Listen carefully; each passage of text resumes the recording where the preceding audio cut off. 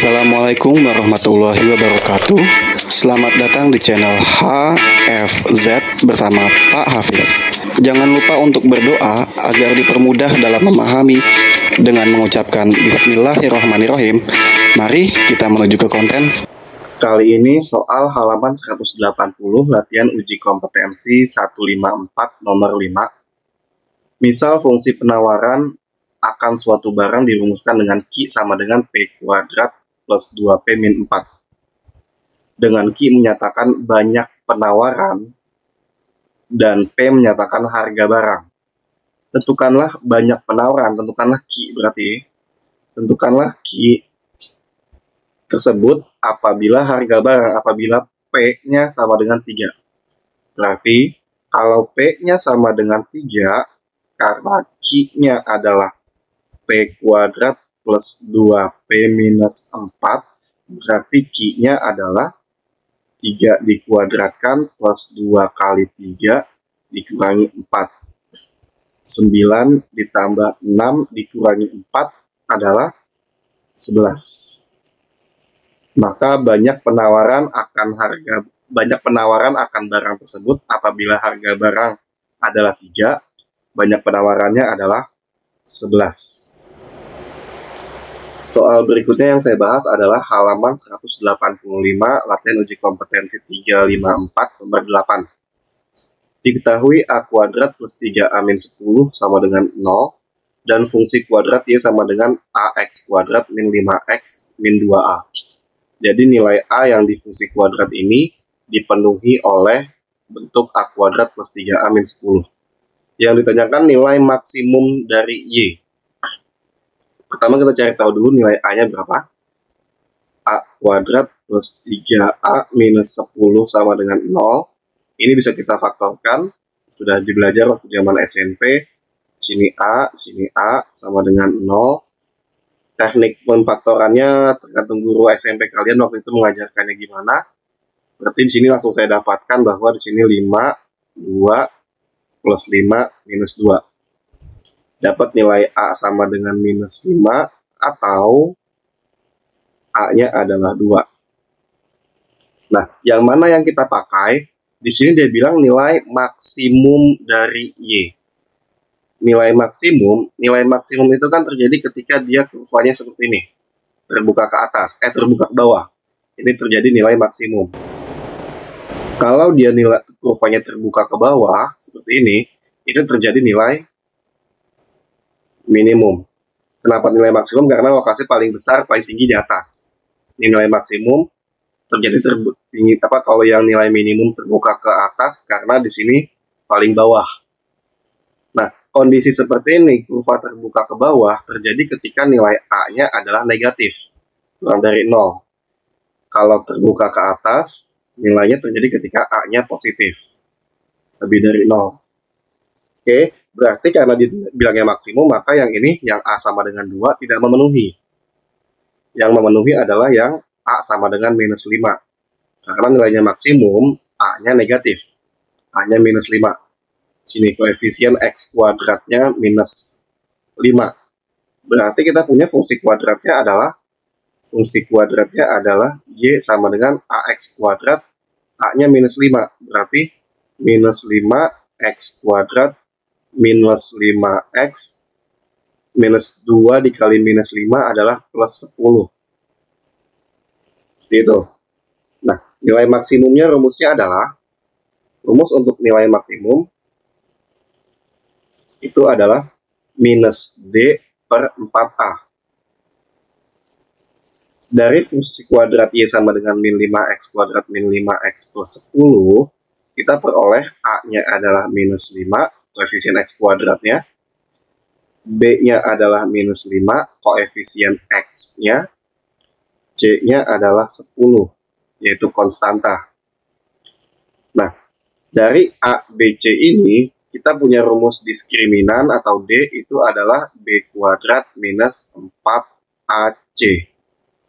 B kuadrat, B-nya minus 5, berarti minus 5 dikuadratkan min 4, A-nya adalah minus 5, C-nya adalah 10. Berarti diperoleh minus 5 dikuadratkan 25, min 4 dikali min 5 adalah 20, dikali 10, 200, ditambah 200. Sama dengan berarti 25 tambah 100, 25 tambah 200 adalah 225. Ini nilai D-nya. Maka nilai maksimumnya adalah minus D, berarti minus 225 per 4, A-nya adalah minus 5. Maka diperoleh minus 225 dibagi minus 20 adalah 220, 10, berarti ini 11,25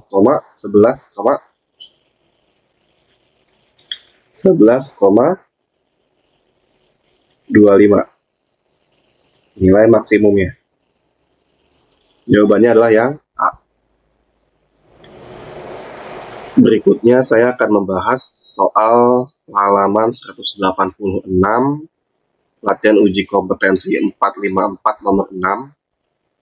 Fungsi kuadrat Y sama dengan Px kuadrat min 4x plus P min 2. Dari sini kita peroleh A-nya adalah P, B-nya adalah minus 4, C-nya adalah P minus 2. Nah, dia bilang dia mempunyai nilai maksimum. Nilai maksimum itu terjadi ketika kurva terbuka ke bawah. Maksimum di sini. Sehingga kalau dia terbuka ke bawah, maka A-nya itu kurang dari 0. Karena A adalah P, berarti yang akan kita cari ketika P-nya kurang dari 0. Oke. Pertama kita membutuhkan untuk rumus nilai maksimum. Itu rumusnya adalah minus D per 4A. Berarti kita butuh nilai D. D itu adalah B kuadrat min 4AC. B kuadrat berarti minus 4 dikuadratin min 4, A-nya adalah P, C-nya adalah P minus 2. Sehingga diperoleh 16 min 4P, P minus 2. Oke, disimpan dulu seperti ini, maka minus D adalah minus 16 min 4P, P minus 2. Per 4, A-nya adalah P. Nilai maksimumnya dibilang sama dengan 1, berarti nilai maksimum di sini 1. Kemudian minusnya kita kali pelangi, jadi minus 16 ditambah 4P, P minus 2 per 4P. Nah, karena di sini ada 4, kita bagi semuanya dengan 4. Jadinya 1 sama dengan minus 16 dibagi 4 adalah minus 4. Plus 4 jadinya adalah P minus 2 per P. Dilanjutkan. Dikali pelangi jadinya adalah P dikali silang ke sini. P sama dengan minus 4 ditambah P kuadrat minus 2P. Ini dikali pelangi, ini pindah ke sana. Sehingga diperoleh 0, pindah ke kanan, susun P kuadrat min 2P min 4 min P. Sehingga kita peroleh 0 sama dengan P kuadrat minus 3P minus 4. Lalu kita faktorkan 0 sama dengan P, di sini juga P difaktorkan, yang hasilnya 4 adalah 2 sama 2, 4 itu bisa dihasilkan dari 1 kali 4 atau 2 sama 2. Tapi jangan dapat angka minus 3 sama dengan yang segi 3 berarti 1, bagaimana 1, bagaimana 4. Sehingga minus 3 sama dengan jadi minus 3 plus 1 min 4. Gitu ya, berarti di sini plus 1 min 4. Berarti diperoleh P sama dengan minus 1 atau P sama dengan 4. Karena tadi kita tahu bahwa dia terbuka ke bawah, A-nya negatif, kurang dari 0, dan P-nya juga negatif, maka yang memenuhi adalah P sama dengan minus 1. Ini tidak memenuhi.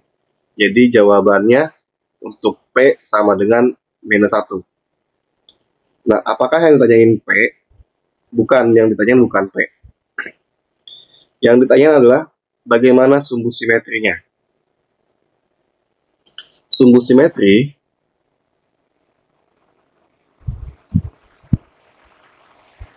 itu rumusnya adalah X sama dengan min B per 2A.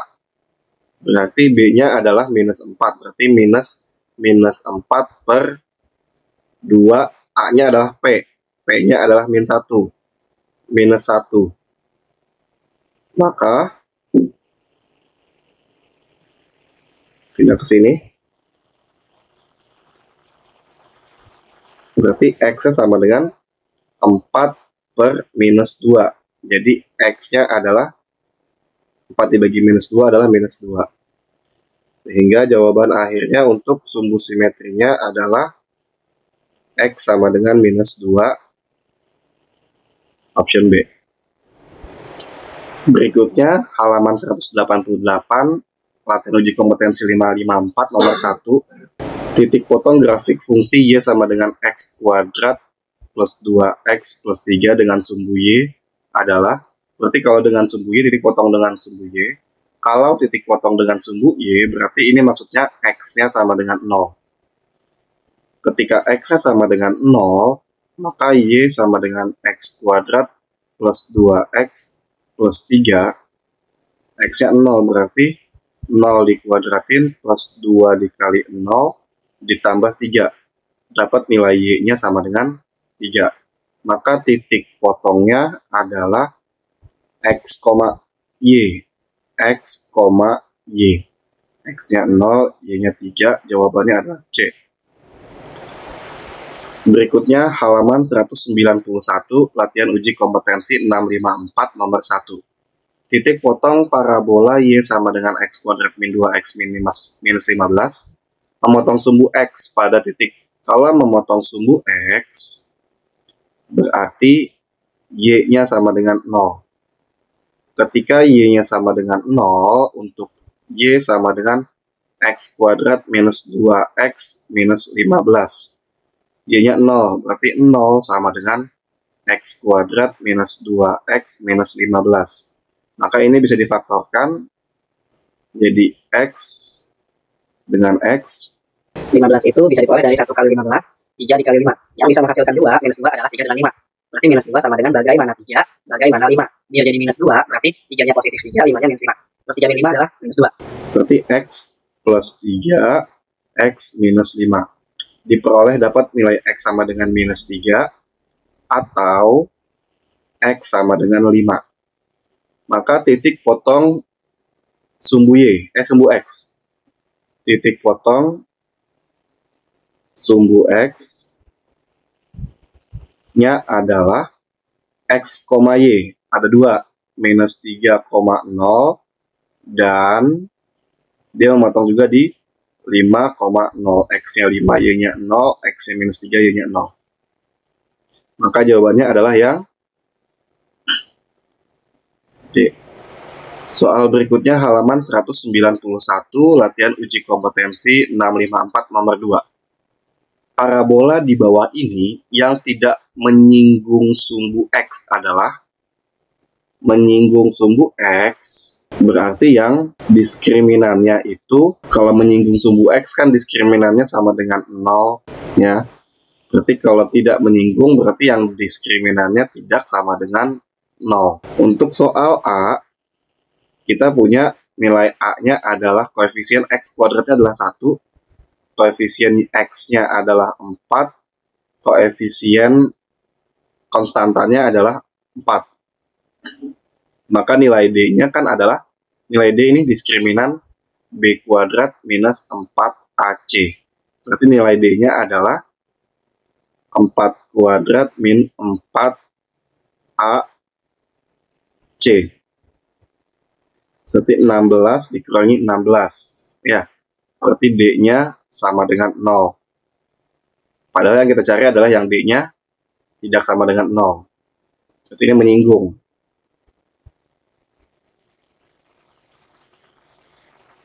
menyinggung sumbu X.